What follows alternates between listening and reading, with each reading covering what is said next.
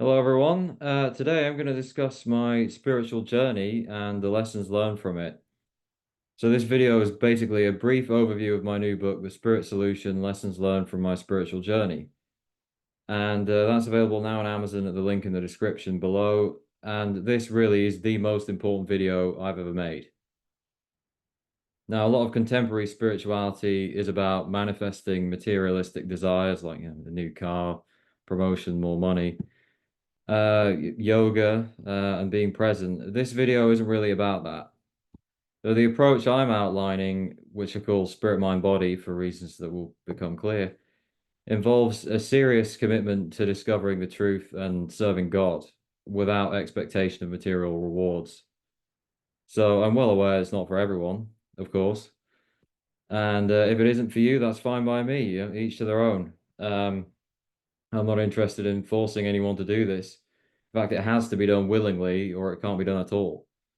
So, basically, as many of you will be aware, a few years ago, I was very sick. I was in chronic pain, needed a wheelchair at one point.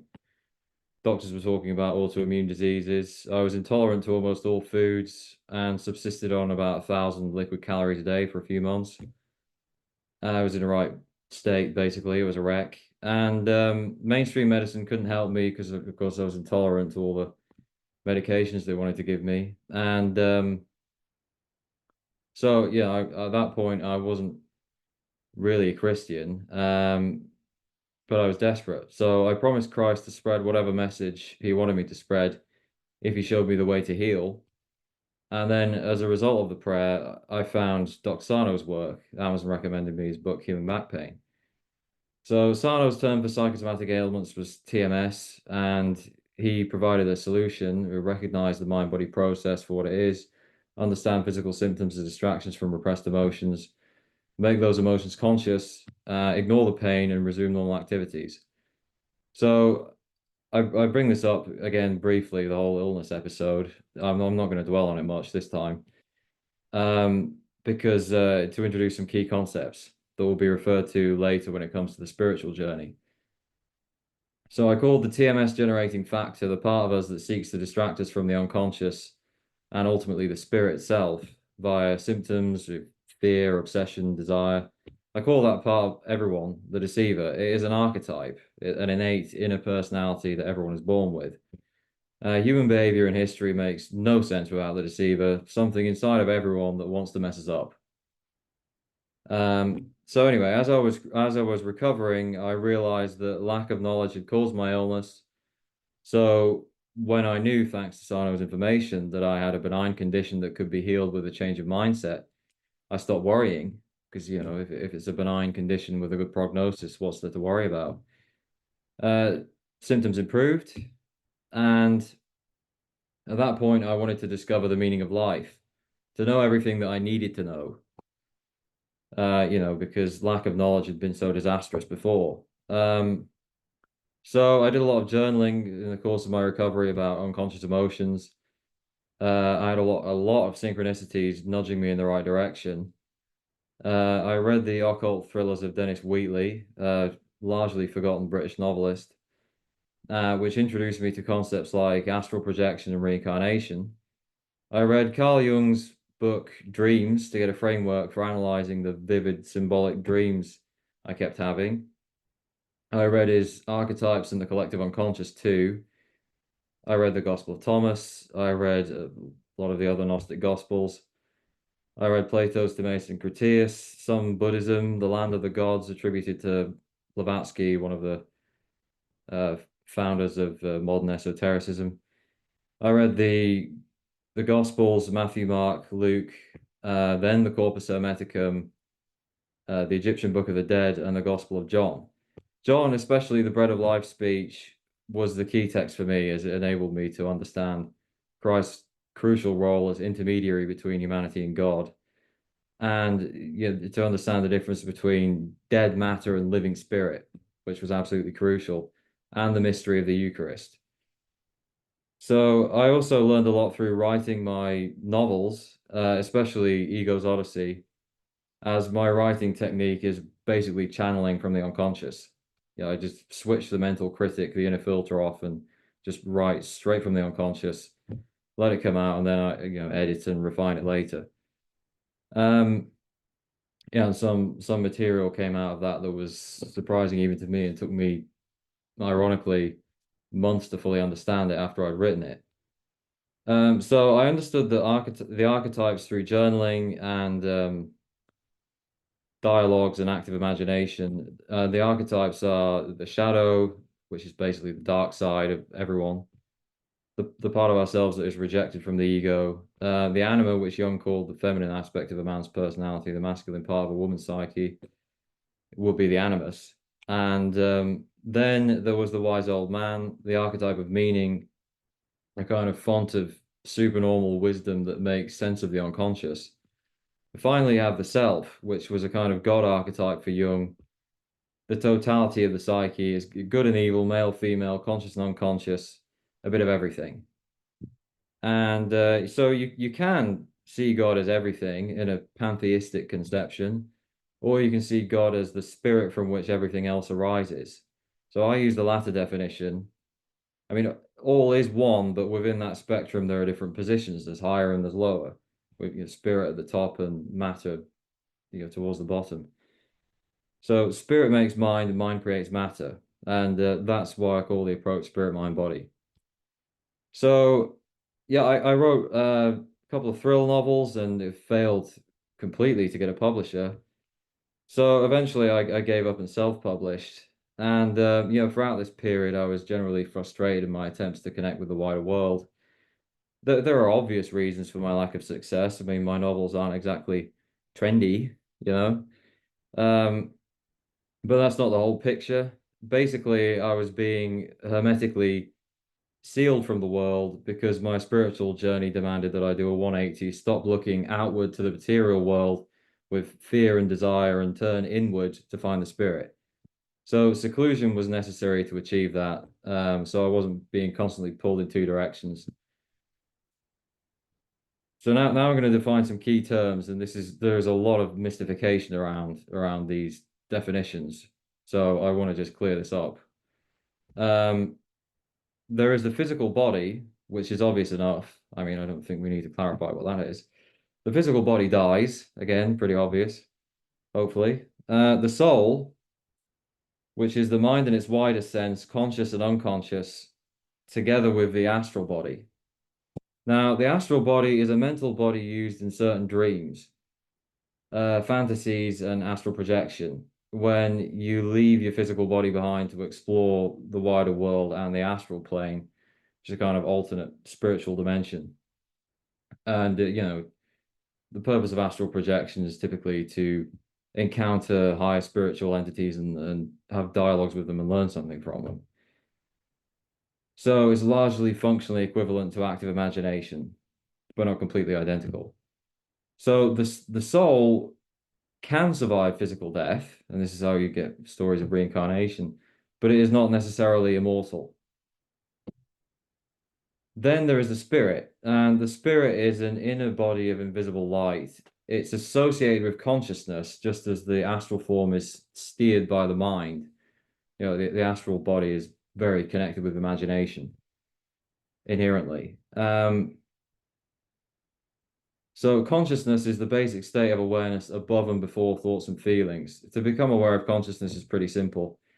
All you have to do is observe your thoughts from outside as they arise. And if you're looking at the thoughts of the ego, then you're not really, at that point, you're not really the ego because you're observing it from outside.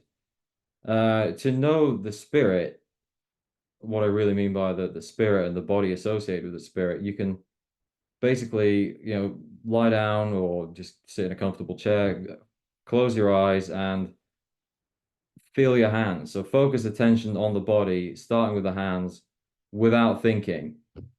And you'll feel a spark of vitality, of warmth, a kind of wholesome feeling inside of the body. So that's the inner body, and that inner body is the spirit. That's what I mean when I say spirit. It's something you can verify for yourselves. This is not very abstract. So matter is dead and transitory. The spirit is alive. It's what gives us life. Science has never managed to actually agree upon a definition of life, strangely enough, because it is this immaterial entity that I'm describing. So the spirit is immortal. It's the most divine part of a human, and it is immortal because it's not subject to physical laws of decay, like everything in the material world. So the goal of spirit, mind, body work is for the soul to integrate the spirit so that it becomes eternal, so that it partakes in the immortality of the spirit. So Christ already did all this 2,000 years ago. He incarnated the Logos, divine wisdom, the mind of God. So he has an immortal soul and continues to guide those seeking to return to God. That was why God had to incarnate and be sacrificed. That was the purpose of it all. Now, the point of Christianity is to Eucharistically consume Christ so that the souls of Christians partake in his immortality, because he's already done all this. That is the true meaning of the Eucharist, and that's why the emphasis in Christianity is on Christ personally. The Eucharist that I'm talking about, and the true original Eucharist, is not regular bread and wine. It's the assimilation of spiritual food. So just as the physical food becomes part of our body when we eat it, so Christ becomes part of us when he is consumed. So the Eucharist is the first union of spirit, mind, and body. There are three in total. The second is the ascent or rebirth, the rise of the soul beyond the body to what Hermeticists call the Ogdoad, the eighth sphere, and what St. Paul called the third heaven, to see the Son of God. Now, the third union is the baptism by metaphorical fire, what Plotinus called henosis, and what Eckhart Tolle calls the inner body awareness meditation. He's got a very good description of it in his book, The Power of Now. So this is a meditation focused on the spirit, the inner body, without thinking. Again, to access, consciousness and the spirit, you've got to turn off the thinking mind and just focus on the body for an extended period. Do it for long enough, and you feel not only your individual spirit, the inner body, but the boundaries between you and everything else dissolve into the universal spirit. That is God. So I came to understand Christianity is really about eternal life via Eucharistic union with God through Christ.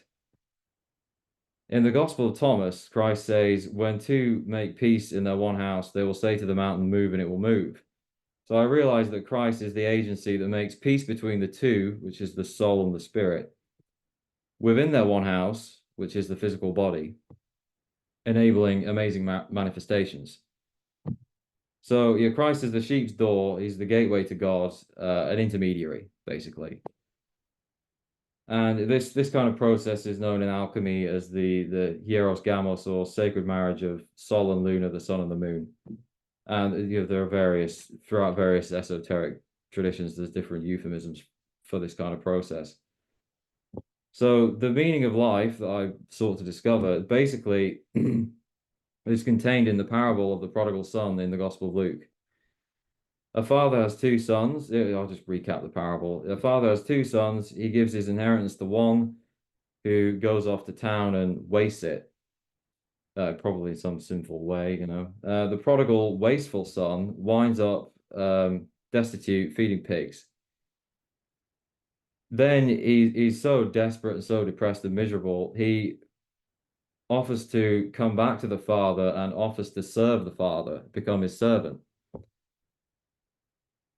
So the father welcomes him with open arms. Now, the Father is God, the universal spirit. The Son is the individual mind or soul that incarnated. The town is the physical world, which the Son was lured into by ignorance and desire, basically. So the parable is about the soul returning to its origin, the spirit, by turning away from the material world, overcoming fear and desire, and serving God. That is why the divine bargain, the promise to serve, is so important to unification with the spirit. So the process outlined in the book, The Spirit Solution, is to basically, first of all, make some space for learning, to find a degree of seclusion. You don't have to be a monk or a nun or a hermit, you just have to be able to kind of mentally cut yourself off from a lot of conventional wisdom and have some quiet, reflective time to yourself. And you've also got to do this process. You've got to learn to tune out the deceiver's fears and desires, which are ultimately distractions from the spirit. Make the major unconscious emotions conscious and understand the archetypes. Now, these steps aren't strictly necessary. They just make the process easier by reducing the obstacles to the spirit. By the way, young caution that active imagination shouldn't be undertaken without professional supervision if you are not mentally healthy, especially for the psychotic.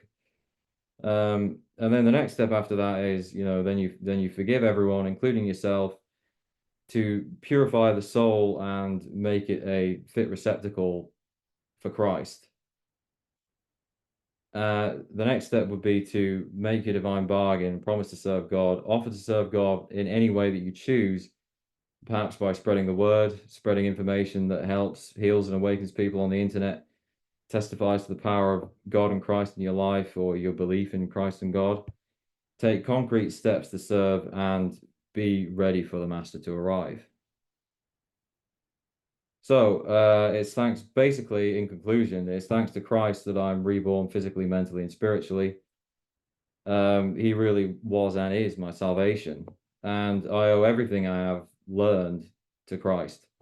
So, for anyone who wants to learn more about my journey or this approach, it's all in the book, The Spirit Solution, available now on Amazon. Thanks for listening.